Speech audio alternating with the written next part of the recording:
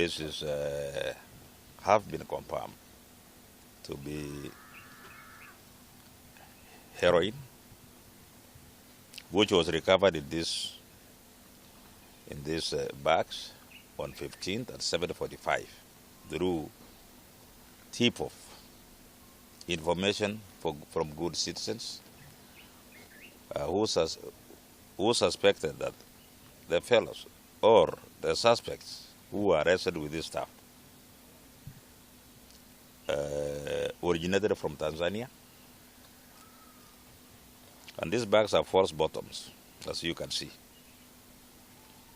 This was to conceal the drugs.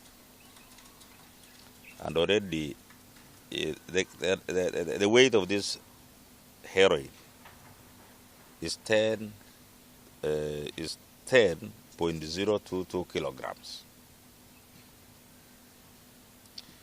valued at 30 million 66 shillings. We know that those people who benefit are a few guys, a few cartels, a few fellows who want to enrich themselves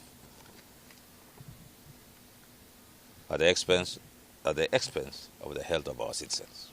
And I think Kenyans, brothers and sisters, what we should do is that we should not conform to this. We should not say our children are being affected negatively and yet we keep quiet.